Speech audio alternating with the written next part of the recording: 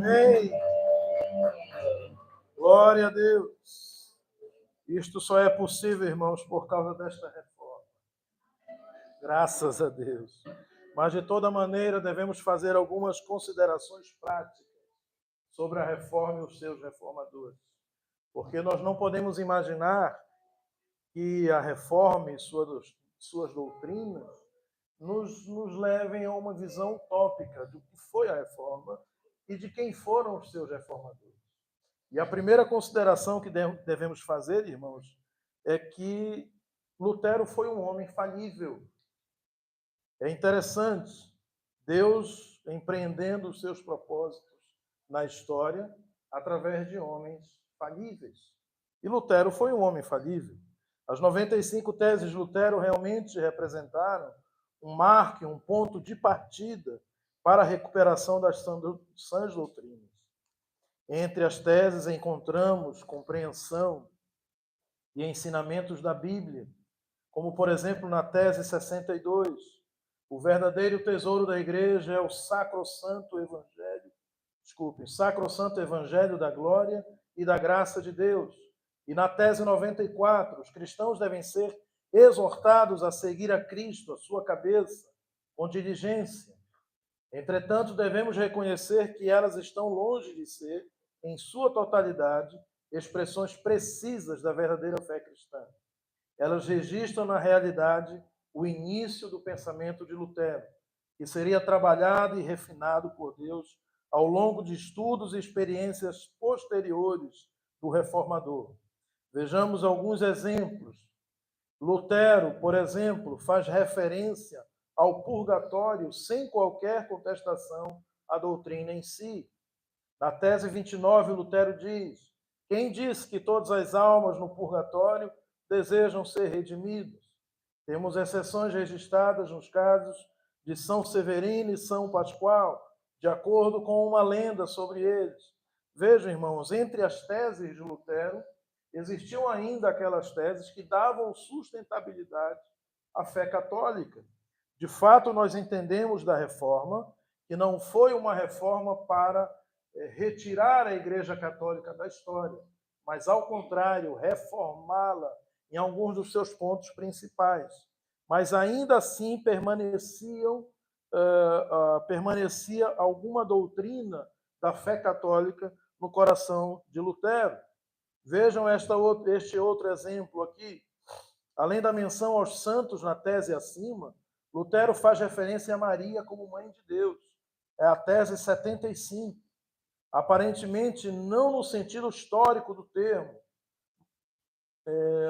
mas no conceito católico da expressão, que infere a existência de um poder especial em Maria. Diz a tese 75. É loucura considerar que as indulgências papais têm tão grande poder que elas poderiam absolver um homem que tivesse feito o impossível e violado a própria mãe de Deus. Outro exemplo de tese que está contrária à doutrina cristã pura ou evangélica que nós extraímos das Escrituras. Outras quatro teses sugerem legitimidade ao papado e à sucessão apostólica. Exemplo, a tese 77 é blasfêmia contra São Pedro e contra o Papa dizer que São Pedro, se fosse o Papa atual, não poderia conceder graças maiores do que as atualmente concedidas. Em segundo lugar, segunda característica da reforma, a revolta de Lutero foi eminentemente espiritual. Não podemos compreender a reforma se acharmos que Lutero foi movido por uma revolta contra pessoas. Lutero ou contra padres corruptos. A ação de Lutero foi uma revolta contra uma estrutura errada e uma doutrina errada de uma igreja que distorcia a salvação. A reforma não foi um movimento sociológico. Lutero não pretendia ensinar a salvação do homem pela reforma da sociedade, embora que compreendesse que a sociedade era reformada pelas ações do homem resgatado por Deus. Terceiro, Lutero não formulou novas doutrinas ou novas verdades, mas redescobriu a Bíblia em sua pureza e singularidade. As 95 teses representam coragem, desprendimento, uma preocupação legítima com o estado decadente da Igreja e uma busca dos verdadeiros ensinamentos da palavra. Mas é um erro achar que a reforma marca a aparição de várias doutrinas nunca dantes formuladas. A palavra de Deus, cujas doutrinas estavam soterradas sob o entulho da tradição, é que foi resgatada. Uma das características comuns, portanto, das seitas é a presunção de ter descoberto supostas verdades que eram totalmente desconhecidas até que foram reveladas a algum líder. Essas verdades passam a ser determinantes nas demais e tornam-se o ponto central dos ensinamentos da seita. A reforma, entretanto, coloca-se em completa oposição a esta característica. Nenhum dos reformadores declarou ter redescoberto ou descoberto qualquer verdade oculta. Eles tão somente apresentavam com toda a singeleza os ensinamentos das Escrituras, seus comentários e controvérsias versavam sempre sobre a clara exposição da palavra de Deus. Amém. Graças a Deus, irmãos, por esse movimento que ocorreu há 507 anos, praticamente, e que nos trouxe de volta as verdades que estavam soterradas sob esta maldita concepção doutrinária, à época promovida pela Igreja Católica Romana, e que até hoje permeia os pensamentos de muitos cristãos legítimos ao redor do mundo. Oremos ao Senhor para que a reforma iniciada naqueles tempos continue acontecendo em nossos corações. Amém? Vamos trazer diante do Senhor as nossas ofertas e os nossos dízimos enquanto cantamos.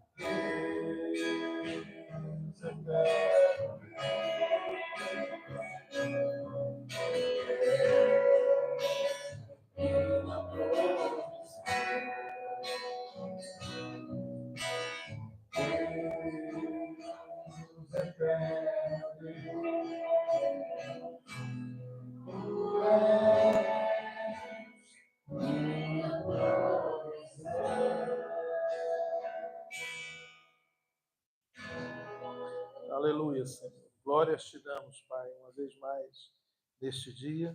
Agradecidos, Senhor, a provisão que tu tens promovido na vida dos teus servos e filhos, Pai.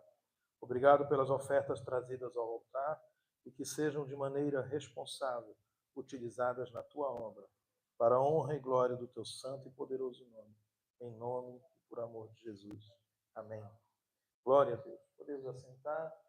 Já estão sentados, eu falando só para eles aqui agora. Vocês sentaram-se sem autorização. Mas Deus é maravilhoso. Glória a Deus. Depois desse pequeno histórico e dessas características que fizemos a leitura aqui para os irmãos, vamos entender de fato como a mensagem da reforma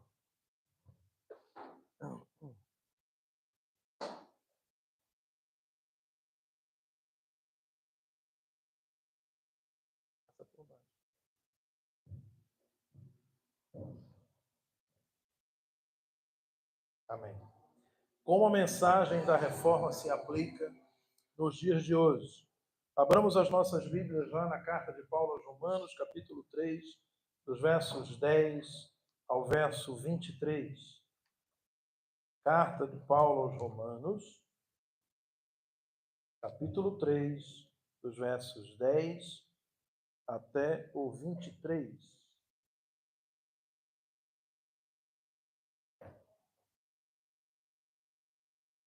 Como está escrito, não há justo, nenhum sequer.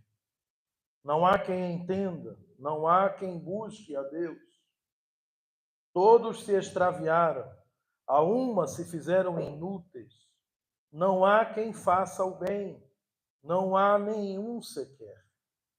A garganta deles é o sepulcro aberto, com a língua urdem engano, veneno de víbora está nos seus lábios.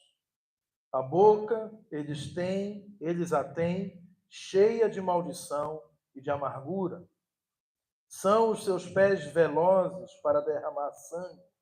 Nos seus caminhos há destruição e miséria. Desconheceram o caminho da paz. Não há temor de Deus diante de seus olhos.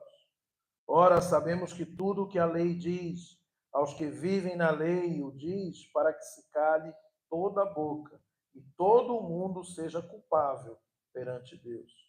Visto que ninguém será justificado diante dele pelas obras da lei, em razão de que, pela lei, vem o pleno conhecimento do pecado.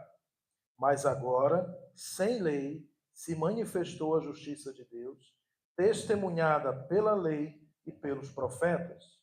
Justiça de Deus mediante a fé em Jesus Cristo, para todos e sobre todos os que creem, porque não há distinção, pois todos pecaram e carecem da glória de Deus. Amém. O que nós compreendemos por esta primeira leitura, irmãos, e esta leitura está muito presente no espírito da reforma, é que a reforma resgata o conceito de pecado. O conceito de que os pecados cometidos pelos homens não poderiam ser perdoados mediante o pagamento de indulgências. E naquilo que estava muito comum naquela altura, era exatamente este comércio da fé. Ou seja, mediante o grau ou o nível de pecado cometido, era calculado então o valor correspondente a ser pago à igreja para que os pecados fossem perdoados. E isso, obviamente, trazia como consequência que os mais pobres e os mais ricos estabelecessem ali uma diferenciação clara entre os pecados que poderiam ser perdoados e os lugares no céu que estavam sendo comprados. Porque, obviamente, aqueles que possuíam mais riquezas conseguiam ter mais pecados perdoados e conseguiam ter uma casa mais adornada no céu, enquanto aqueles que eram mais pobres estavam condenados invariavelmente à experiência do purgatório, porque não conseguiriam pagar todos pelos seus pecados cometidos. Ora, mas isso, irmãos, nós sabemos e até vemos que pela leitura da palavra de Deus não é justificável que um pecador receba a remissão dos seus pecados pela compra do perdão. Perdão não pode ser comprado. Pecado não pode ser pago com coisas que se corroem. Onde a traça e a ferrugem habitam, não pode haver livramento para o crente. E este foi um dos aspectos, uma das mensagens que foi trazida ou ressuscitada, digamos assim, por Lutero, nos dias da reforma. Ora, a segunda consequência disso, irmãos, é que se simplesmente para receber o perdão dos seus pecados é somente necessário uma soma em dinheiro, onde fica então enquadrado o sacrifício de Cristo? Ora, assim sendo, podemos olhar para Cristo e dizer: Cristo morreu a debalde, ou seja, sem sentido algum, porque não precisamos de Cristo para recebermos o perdão dos pecados. E é exatamente esta contradição doutrinária que fez com que Lutero trouxesse à tona a mensagem daquilo que está em Romanos, dizendo que, novamente, somente pelo sacrifício de Cristo e somente pela fé e somente pela graça salvífica desse Senhor maravilhoso é que é possível alcançar a salvação e não através dos nossos pagamentos. Irmãos, apesar de isso ser a base da fé da nossa igreja, por exemplo, contemporânea, da fé evangélica ou da fé protestante, cada vez mais esta mensagem precisa ser continuamente divulgada em nossos meios. Infelizmente, mesmo nos meios evangélicos, existe uma grande falta de discernimento a respeito do que significa a remissão dos pecados, porque onde há uma preocupação muito maior com a necessidade de encontrar justificativas, explicações e racionalizações, é afastado da mente do homem e do seu coração a convicção do cometimento do pecado e da necessidade de arrependimento. Então, mais do que nunca, a reforma resgatando este conceito do pecado, mais do que nunca é necessário que nós divulguemos esta mensagem. Infelizmente, repetimos, mesmo na igreja contemporânea, a mensagem do pecado, a mensagem do arrependimento, a mensagem confrontadora da cruz, ela é cada vez mais deixada de lado dos nossos púlpitos. E cada vez mais uma mensagem de bem-aventurança, uma mensagem de prosperidade, uma mensagem de alegria, uma mensagem de satisfação particular é divulgada. Infelizmente, isto tem acontecido. Podemos até dizer, irmãos, que muitos procuram hoje a igreja não para serem confrontados por causa dos seus pecados ou para serem corrigidos no seu comportamento, senão para passar um bom dia na presença do Senhor, um dia de alegria, um dia de festa, um dia de confraternização. Se bem que tudo isto é verdade, uma igreja não pode ser considerada a igreja do Senhor se continuamente em todas as suas pregações não relembrar aos seus ouvintes que a prática do pecado conduz ao inferno e que é necessário o arrependimento sincero para o recebimento do perdão. Nós não poderemos afastar, irmãos, jamais dos nossos púlpitos a pregação que confronta o pecador e o conduz à salvação em Cristo. Jamais, jamais devemos transformar a igreja num centro de entretenimento ou num local onde eu me sinto feliz. Irmãos, a nossa felicidade está em Cristo, é certo, mas a igreja é um lugar para sermos confrontados pelo Senhor. Em segundo lugar, a reforma pregou a doutrina da justificação somente pela fé. Carta de Paulo aos Gálatas, capítulo 3, dos versos 10 a 14. Vamos abrir.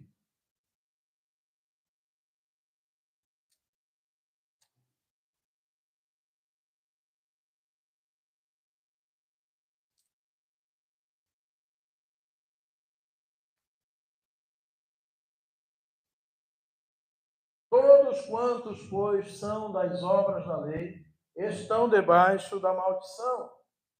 Porque está escrito: maldito todo aquele que não permanece em todas as coisas escritas no livro da lei para praticá-las. Até o verso 14, tá? E é evidente que pela lei ninguém é justificado diante de Deus, porque o justo viverá pela fé. Ora, a lei não procede de fé, mas aquele que observar os seus preceitos, por eles viverá. Cristo nos resgatou da maldição da lei, fazendo-se ele próprio maldição em nosso lugar, porque está escrito: maldito todo aquele que for pendurado em madeira, para que a bênção de Abraão chegasse aos gentios em Jesus Cristo, a fim de que recebêssemos pela fé o Espírito prometido. Ora, nós sabemos que naquela altura a Igreja Católica havia distorcido o conceito da salvação, pregando abertamente que a justificação se processava por meio da prática, por intermédio das boas obras de cada fiel. Entretanto, nós sabemos e lemos nesta passagem que a graça, que a salvação é uma graça concedida mediante a fé e as boas obras não fornecem a base para ela, mas somente fazem transparecer aqueles que foram salvos. Ou seja, nós não somos salvos pelas nossas boas obras, mas quando somos salvos, as boas obras são resultantes desta salvação. Amém? Hoje estamos novamente perdendo esta compreensão e a reforma, mais do que nunca, nesta mensagem, ela é necessária. A justificação pela fé é continuamente esquecida e procura-se a justificação pelas obras. Muitas vezes prega-se e procura-se a justificação perante Deus através do envolvimento em ações de cunho social. E por vezes, irmãos, nós próprios nos arriscamos a dizer de alguém que é uma tão boa pessoa, como assim não estaria salvo ou salva pelo Senhor? Mas repetimos, irmãos, não são as boas obras que nos encomendam a Deus ou que nos proporcionam a salvação, mas basicamente aquilo que nos proporciona a salvação é a graça salvífica de Cristo. E para isto nós não contribuímos com nada. Ao contrário, irmãos, é uma obra completa, originada e perfeita na pessoa de Deus. Amém? O terceiro ponto da reforma que precisamos trazer à lume, 2 Pedro 1, 16 a 21. Segunda carta de Pedro 1, do verso 16 ao verso 21.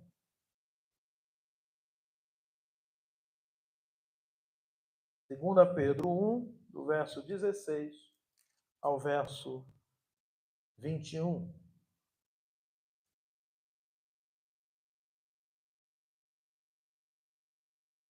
Amém?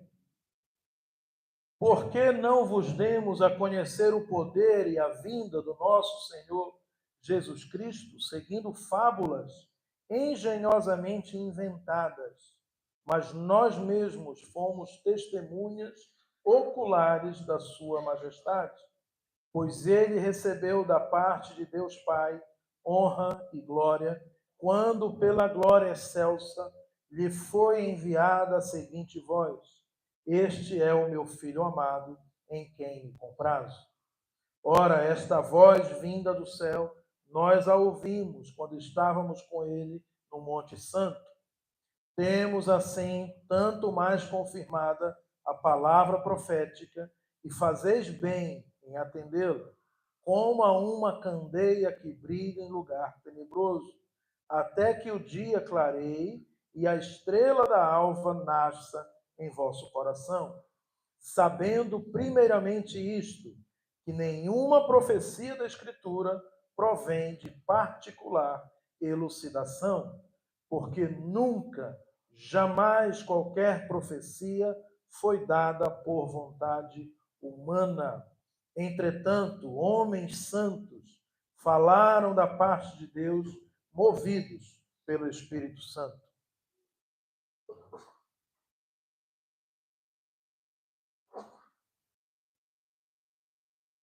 O que nós vemos então, irmãos, é que a reforma resgata o conceito da autoridade vital da palavra de Deus.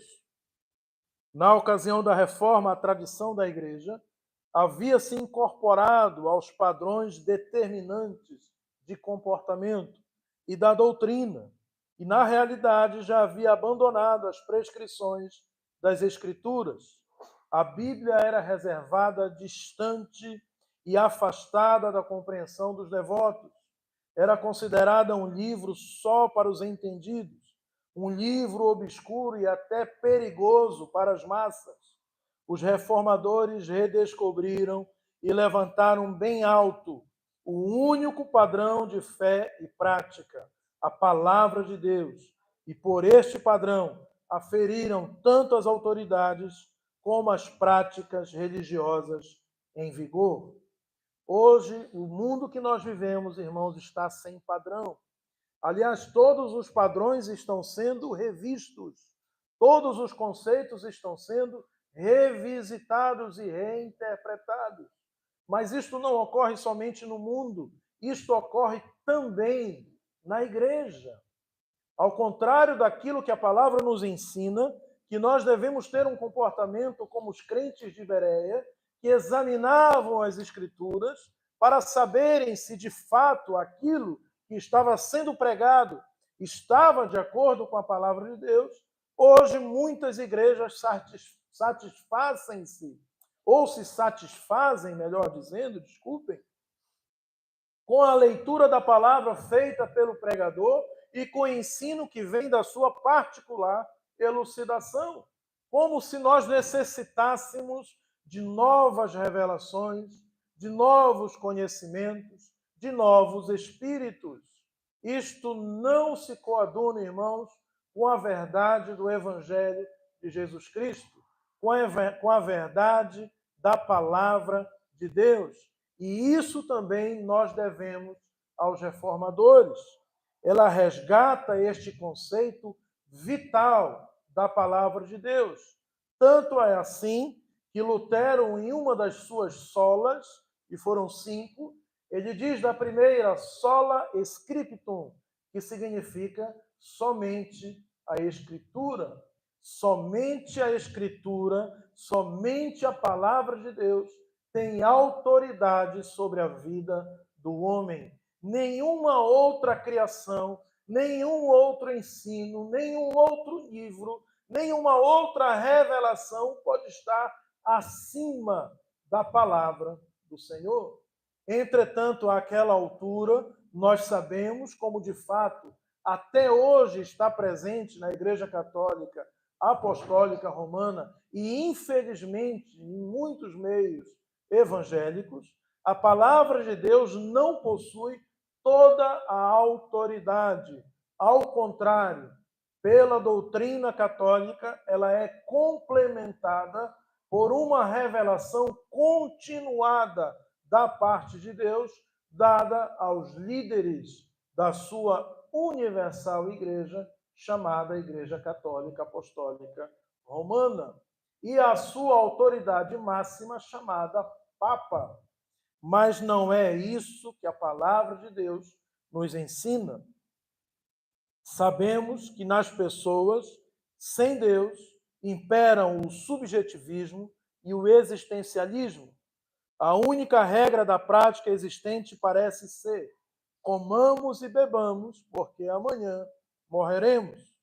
Verificamos que nas seitas existe uma multiplicidade de padrões, livros e escritos são apresentados como se a sua autoridade estivesse paralela ou até acima da Bíblia.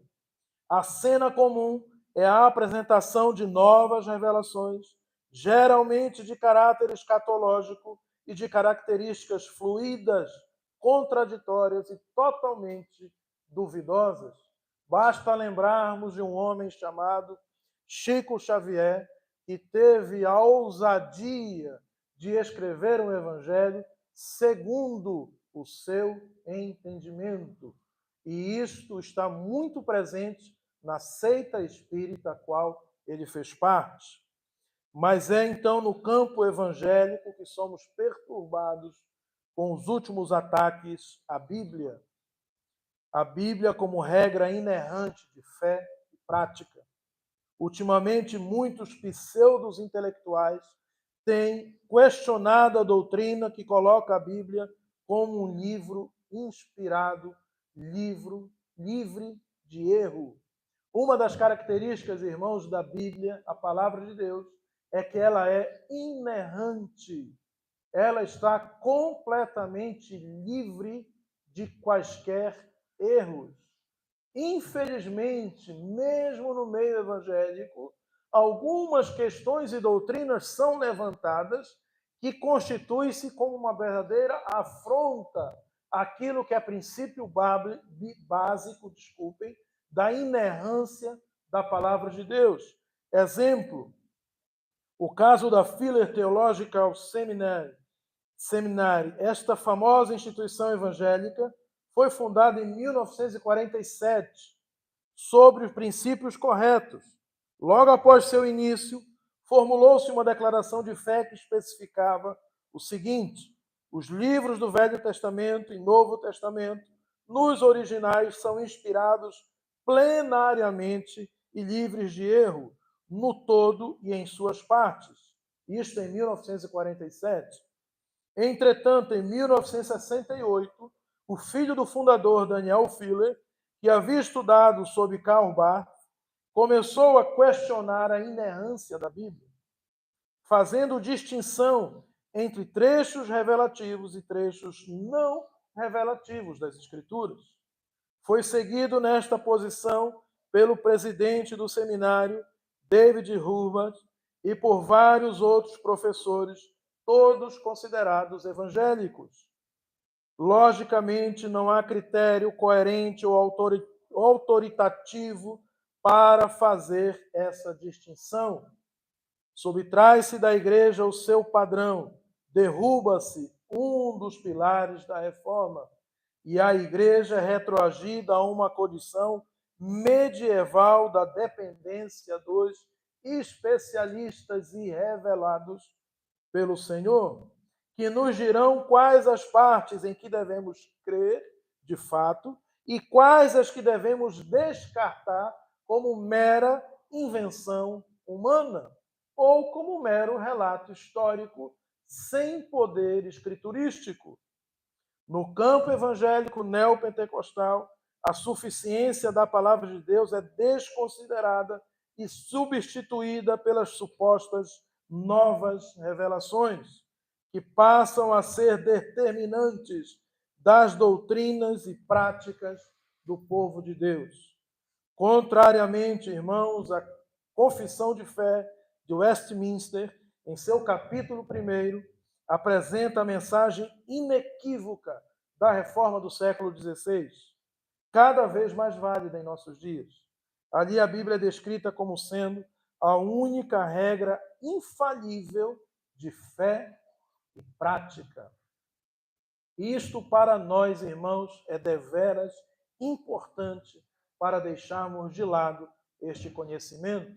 A palavra de Deus, de fato, é a nossa única regra de fé e prática, única e absoluta na vida do crente. Meus irmãos, não se apoiem em novas revelações que busquem complementar a revelação perfeita de Deus, porque se ela é perfeita, não necessita de quaisquer complementações. E é através desta revelação que finalmente nós alcançamos o conhecimento de Deus e a salvação mediante a fé em Jesus Cristo, seu Filho. Portanto, esta foi uma característica resgatada irmãos, pela reforma protestante do século XVI, a qual devemos este conhecimento. Em quarto lugar, a reforma redescobriu na palavra a doutrina do sacerdócio individual do crente. Vamos abrir lá em Hebreus, capítulo 10, do verso 19 ao verso 21.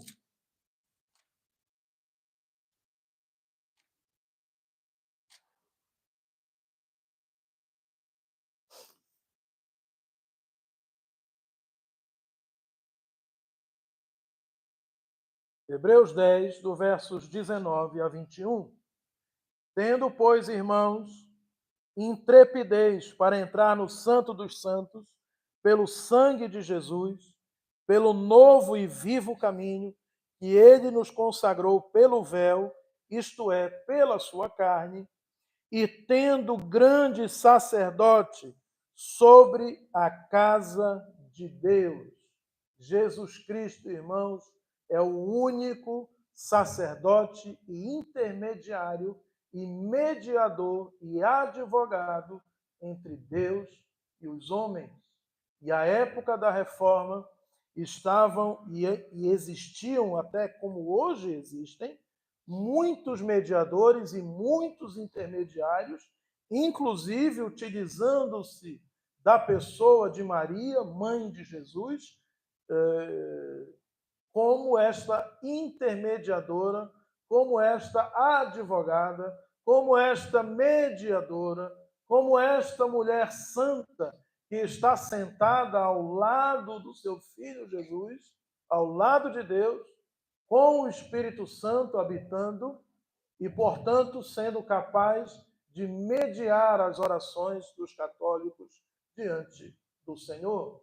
Entretanto, quando nós lemos a palavra de Deus, quando nós entendemos aquilo que foi escrito aos Hebreus, nós percebemos, e devemos isso hoje, que a reforma trouxe à luz, trouxe a lume este conhecimento que estava obscurecido por homens maus que buscavam os seus próprios interesses.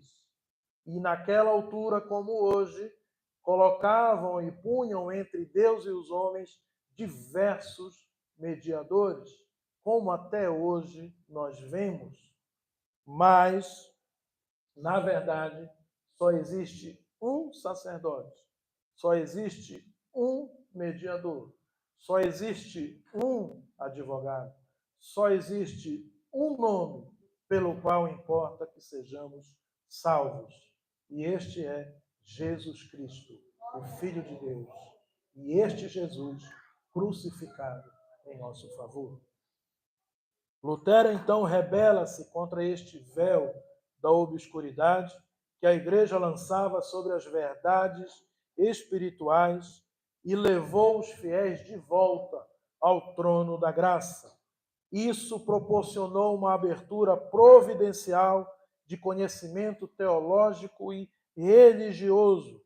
Lutero sabia disso, mas Lutero sabia também que o acesso a Deus deveria estar fundamentado nas verdades da Bíblia. Tanto que um de seus primeiros esforços, após o rompimento com a Igreja Católica Apostólica Romana, foi a tradução da palavra de Deus para a língua falada em seu país, o alemão. De fato, irmãos, a tradução do latim para o alemão proporcionou que este conhecimento fosse dado a todos os homens. Quando tinha sido capturado, quando tinha sido sequestrado esse conhecimento pela Igreja Católica Apostólica Romana. Quando então somente pregavam em latim, ensinavam em latim, cantavam em latim e não tinham disposição nenhuma em fazer exposição das verdades bíblicas, senão conhecimentos que proporcionavam uma maior riqueza às suas já exagerada riqueza material existente. Então, a mensagem da reforma é necessária para que não venhamos a testemunhar a consolidação de toda uma geração de analfabetos cristãos. E isso exige de nós, irmãos, que deixemos de procurar as coisas enlatadas, condimentadas, preparadas e levadas até nós como conhecimento absoluto da verdade de Deus. O que nós pregamos e o que nós exigimos de cada crente é que eles sejam, de fato, como aqueles bereanos que examinam a palavra de Deus de maneira criteriosa e não se deixem enganar e não se satisfaçam com as facilidades vendidas na atualidade.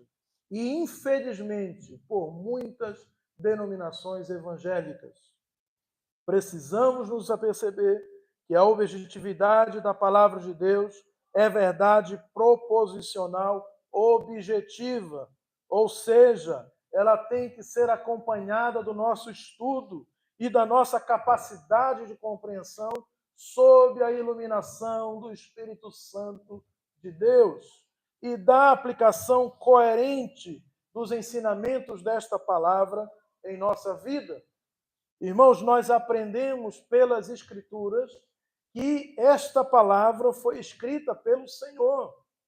Nós aprendemos pelas Escrituras que esta palavra é suficiente para conduzir o homem à salvação, conduzir o homem ao perdão dos seus pecados e uma correta vida diante do seu Criador.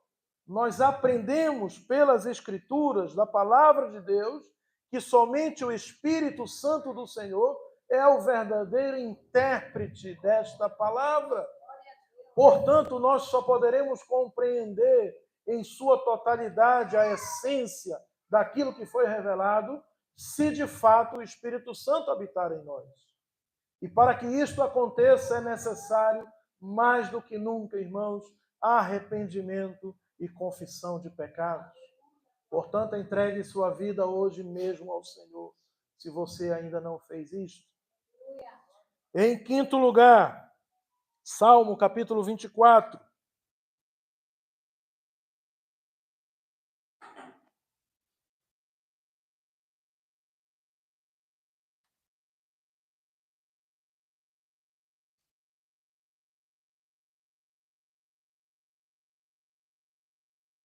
Até o verso 7, de 1 a 7. Ao Senhor pertence a terra e tudo o que nela se contém, o mundo e os que nele habitam. Fundou a ele sobre os mares e sobre as correntes, a estabeleceu. Quem subirá ao monte do Senhor?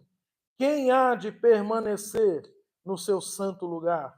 O que é limpo de mãos e puro de coração, que não entrega a sua alma à falsidade, nem jura dolosamente.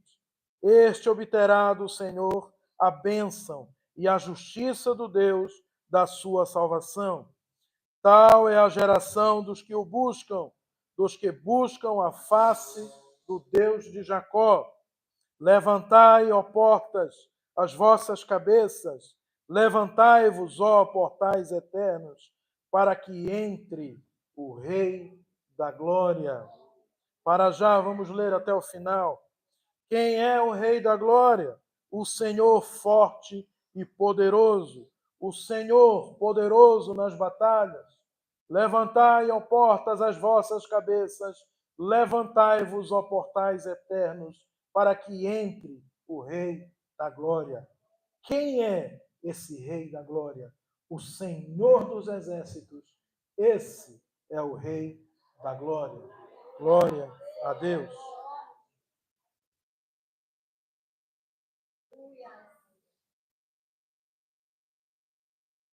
O que nós vemos, irmãos, é que a reforma protestante apresenta de forma clara e inequívoca a excelsa soberania de Deus sobre toda a criação. Deus é o único Senhor soberano sobre todos. Ele é o Rei da Glória. O salmista diz que ao Senhor pertence a terra e tudo o que nela se contém, o mundo e os que nele habitam. Fundou a ele sobre os mares. Portanto, somente do Senhor, irmãos, é toda a honra, é toda a glória, é todo o conhecimento, é toda a soberania, é toda a graça, é toda a fé. A ele devemos todas as coisas existentes que se veem e as que não se veem, porque tudo procede deste Senhor da glória. E este foi um conceito resgatado, irmãos, por incrível que pareça, na reforma do século XVI. E, portanto, devemos a esta reforma também trazer luz a este conhecimento tremendo de quem é o Senhor que nós servimos. Na ocasião da reforma, as expressões de religiosidade tinham se tornado totalmente centralizadas no homem. Isso ocorreu principalmente pela grande influência de Tomás de Aquino na sistematização do pensamento católico romano. Abraçando as ideias de Pelágio, Aquino enfatizou completamente o livre-arbítrio do homem. Ele desconsiderou a gravidade da escravidão ao pecado, que torna o homem incapaz de escolher o bem. Lutero reconheceu que a salvação se constituía em algo mais que uma mera convicção intelectual. Era, na realidade, um milagre da parte de Deus. Por isso, ele tanto pregou quanto escreveu sobre a prisão do arbítrio. Costumamos atribuir a cristalização das doutrinas relacionadas com a soberania de Deus a João Calvino apenas, mas o ensino bíblico de Lutero traz, com não menor veemência, uma teologia teocêntrica, na qual Deus reina soberanamente em todos os sentidos. Sabe, irmãos, quando nós estudamos a Reforma Protestante, nós conseguimos perceber que a Reforma, ela de fato tem um marco despoletador na pessoa de Martinho Lutero. Martinho Lutero, ao pregar aquelas 95 teses, protestando contra a situação da fé que havia se instalado nos corredores e nas penumbras da fé católica e prejudicavam os santos do Senhor, deu início a uma série de outros reformadores que, não somente a partir daquele momento, mas que já estavam construindo o seu pensamento sobre uma ideia completamente diferente daquela que a Igreja Católica havia capturado. E como exemplo disso, nós temos a pessoa de João Calvino. João Calvino foi um homem que viveu de maneira contemporânea a Martinho Lutero. E ele também é considerado um dos heróis da reforma cristã, da reforma protestante. E, de fato, Calvino estabelece, e aqui até hoje nós estudamos e vemos com profundidade a riqueza daquilo que foi resumido por ele, o que nós chamamos dos 5 pontos do doutrinário de Calvino. Quando ele diz, o primeiro ponto, a depravação total, significa dizer que o homem está completamente perdido em seu próprio pecado e que é incapaz, porque é escravo do pecado, de escolher fazer o bem e, portanto, alcançar a sua salvação. E isto está de acordo com a palavra de Deus lá em Romanos, quando nós lemos que todos pecaram e destituídos estão da glória de Deus. O segundo ponto de Calvino, a eleição incondicional, ou seja, não é pela condição humana que nós somos salvos pelo Senhor, mas é por causa do Senhor e apesar da nossa condição é que nós somos salvos por Ele. Esta eleição, este chamamento, esta salvação, irmãos, não envolve qualquer um dos nossos méritos. Não importa quem você seja, do melhor ao pior, do mais alto ao mais baixo, do mais rico ao mais pobre, do analfabeto ao doutor. Quem escolhe para a salvação é o Senhor. E esta eleição não está baseada naquilo que são os méritos do homem, mas naquilo que é o amor do Senhor pela sua criação. Como diz lá em Tiago, mostra-me as tuas obras e eu mostrarei a minha fé, porque a fé sem obras é morta. E o terceiro ponto de Calvino, a expiação limitada, ou seja, irmãos, a salvação e o perdão dos pecados está limitado àqueles que são agraciados pela eleição deste Senhor maravilhoso. Esta expiação, ela não é universal. Portanto, sim, muitos irão para o inferno e sim, muitos serão salvos pelo Senhor, mediante a sua própria vontade e seus mistérios, aos quais não nos cabe interpretar ou fazer questionamentos, porque Ele é o Senhor de todas as coisas. A Ele nós devemos reverência, e o próprio Senhor com ninguém se aconselha, senão com Ele mesmo. Portanto, esta expiação é limitada àqueles que são escolhidos pelo Senhor. E todas as vezes que o coração do crente se contrista, se constrange, se aperta ao ouvir esta mensagem, talvez possamos dizer que é um sinal de que o Espírito Santo, de fato, habita no coração daquele crente ou daquela crente e, portanto, está salvo pelo Senhor. Em quarto lugar, ou quarto ponto de Calvino, a graça irresistível, ou seja, aqueles que são eleitos pelo Senhor e que são alvos da graça de Deus, não conseguem resistir à ação do Espírito Santo, e a sua única atitude consequente desta ação maravilhosa do Espírito Santo é ajoelhar-se diante do Senhor, confessar os seus pecados e entregar-se de todo o coração a esse Jesus maravilhoso. Graça irresistível, irmãos. Quinto ponto, perseverança dos santos. Aqueles que são salvos pelo Senhor permanecerão no Senhor até a eternidade e por toda ela. Ou seja, aquele que é salvo por Deus, uma vez salvo, salvo para sempre. Jamais será lançado fora.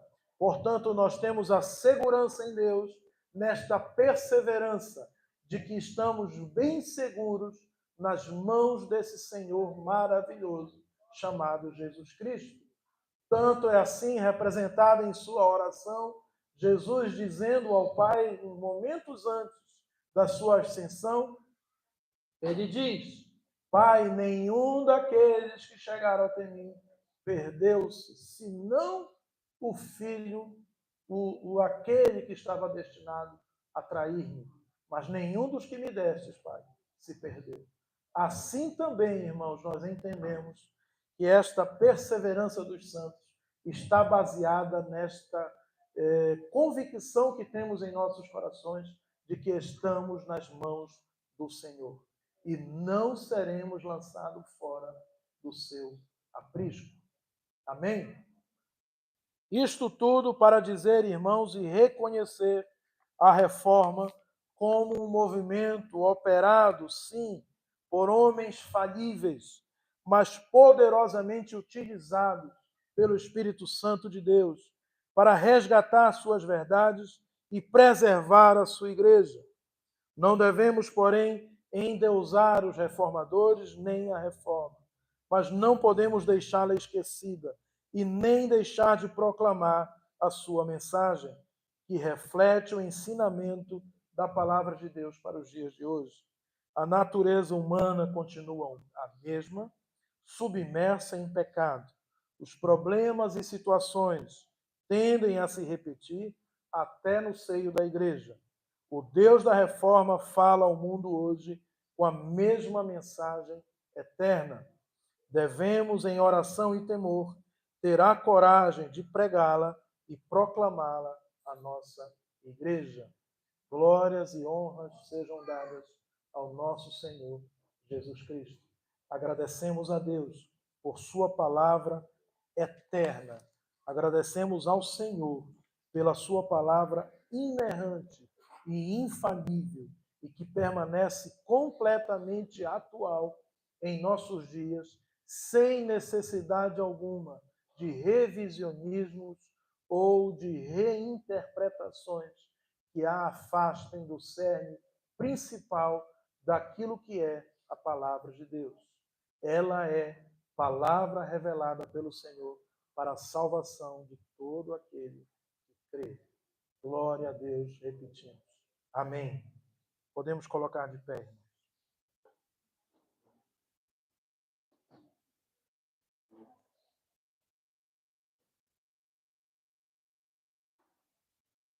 Portanto, no dia 31, próximo agora, 31 de outubro, ao invés dos irmãos estarem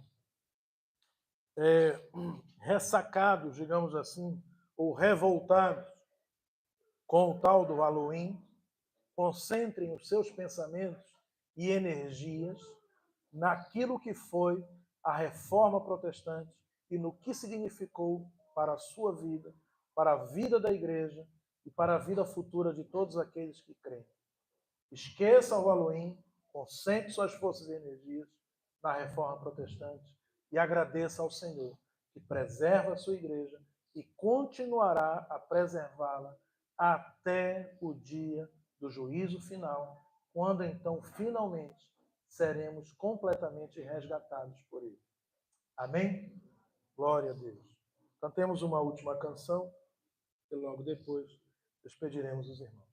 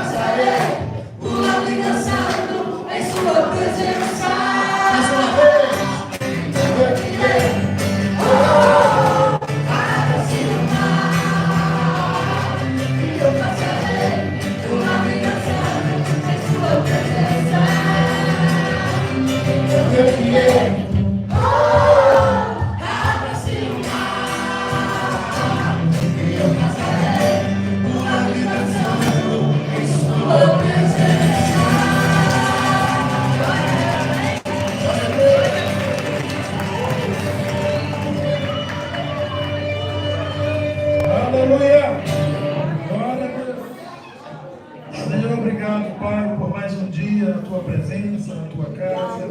Obrigado, Senhor, pela tua palavra infalível, inerrante e perfeita.